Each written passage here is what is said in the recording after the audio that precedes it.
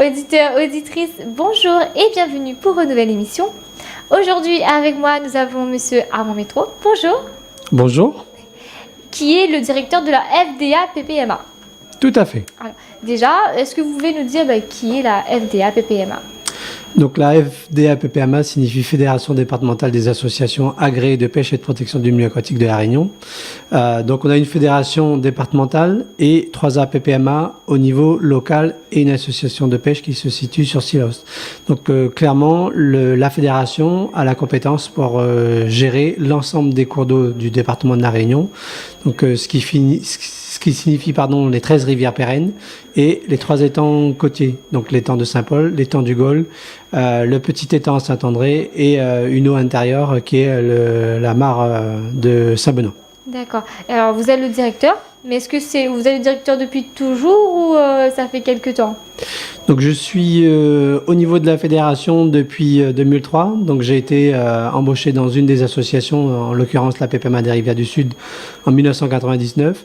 Donc j'ai pris les rênes de la fédération en 2000 et je suis devenu salarié de cette fédération en 2003. Donc j'ai pris les commandes de cette structure et j'ai été nommé directeur depuis 2010. Alors, étant directeur depuis 2010, mais quand même adhérent à la fédération depuis 2003, vous avez peut-être vu les changements ou les améliorations ou même modifications de la fédération. Est-ce que vous pouvez me dire, depuis la création, qu'est-ce que vous avez vu, vous, depuis 2003 ?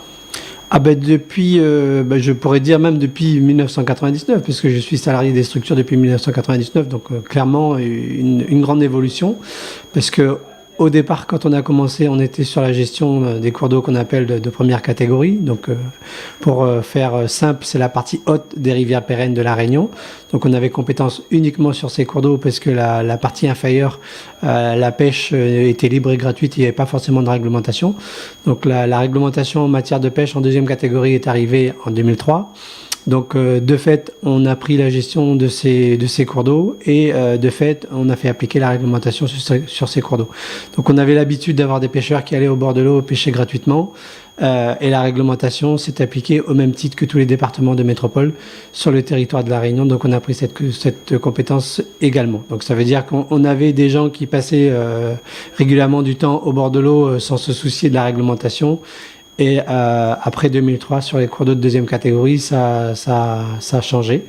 Donc on avait des gardes-pêche, parce qu'on a au niveau de la Fédération des APPMA des gardes-pêche qui font respecter la réglementation en matière de pêche en eau douce.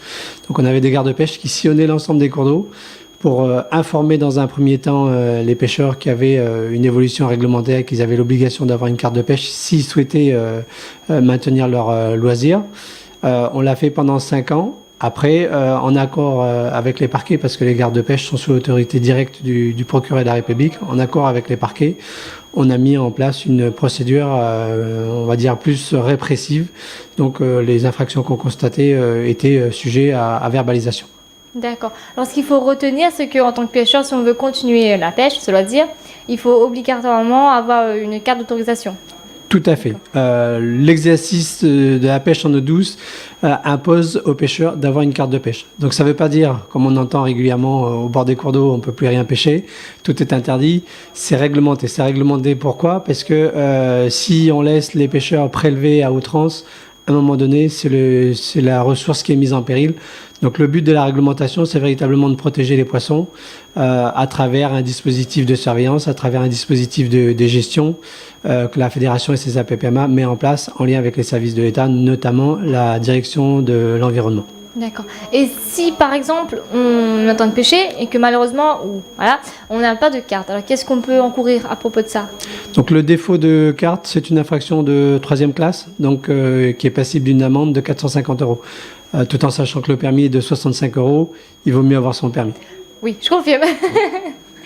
Alors, Monsieur Ramon, si vous êtes là aujourd'hui, c'est surtout principalement parce que vous avez une 5e édition par rapport à la truite. Alors, est-ce que vous pouvez nous parler de cette 5e édition ? Donc effectivement, je vais vous parler en début d'interview de première et deuxième catégorie. Donc la fédération gère depuis 97 les cours d'eau de première catégorie. Donc la première catégorie, ça veut dire clairement à La Réunion, les cours d'eau où il y a de la truite arc-en-ciel. Donc la réglementation sur ces cours d'eau date de beaucoup plus longtemps que sur les cours d'eau de deuxième catégorie. Donc on a mis depuis 5 ans une manifestation en place qui s'appelle la fête de la truite. Donc c'est, on va dire, la grosse majorité des pêcheurs sont des pêcheurs de truite. Donc c'est des pêcheurs qui sont passionnés par à la fois cette pêche et ce poisson.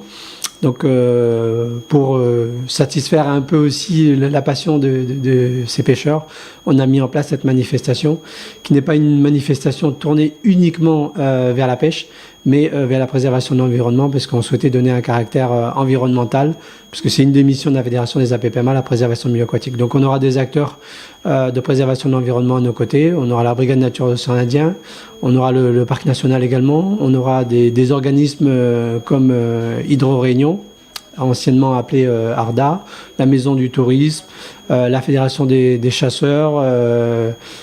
Voilà, on aura plein de partenaires environnementaux qui seront à nos côtés sur cette manifestation. Donc cette manifestation se décompose en 2 volets, ce qu'on appelle le village pêche, où on mettra un certain nombre d'activités en place, notamment d'initiation pêche pour les enfants, un petit concours lancé également pour les enfants, et 2 concours de pêche pour nos adhérents, un concours de pêche à la mouche et un concours de pêche au toc.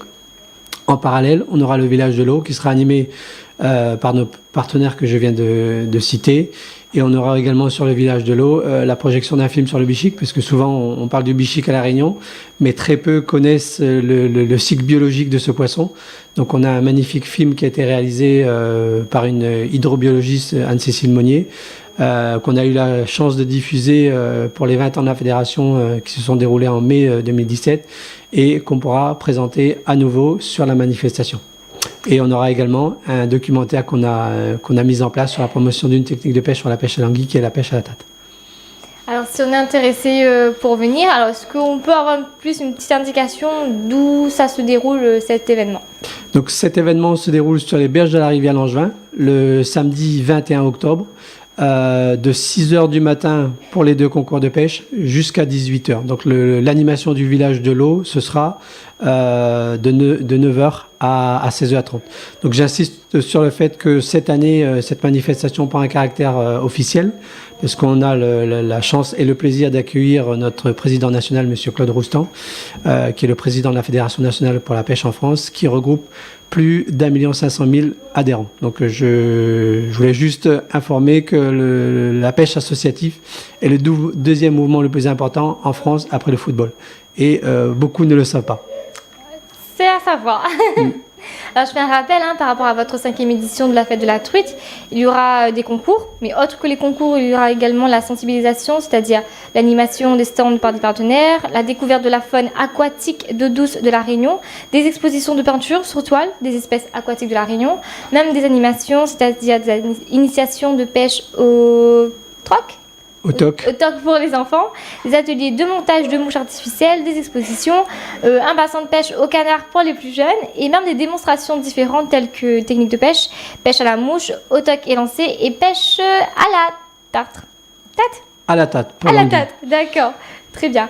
Et il faut savoir aussi que toutes les animations seront gratuites. Tout à fait. À cette occasion, on insiste sur le fait que, à part les concours de pêche qui sont réservés à nos adhérents qui ont la carte de pêche annuelle, toutes les autres animations sont gratuites, donc j'invite le plus grand nombre à venir participer, notamment les familles avec les enfants, parce qu'on a pas mal d'activités tournées en direction des enfants. Alors, si on a besoin de plus de renseignements, à qui doit-on demander ? Si le public souhaite se renseigner, ils peuvent appeler directement au siège de la Fédération au 02 62 91 32 48 ou directement m'appeler sur mon GSM au 06 92 02 29 62. Merci. Eh bien, écoutez, moi, je vous dis bonne continuation pour la FDA PPMA.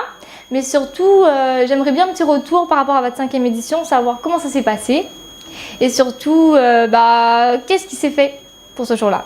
Avec plaisir. Auditeurs, auditrices, c'était avec moi Monsieur Armand Métro, directeur de la Fédération départementale de pêche de La Réunion. Merci.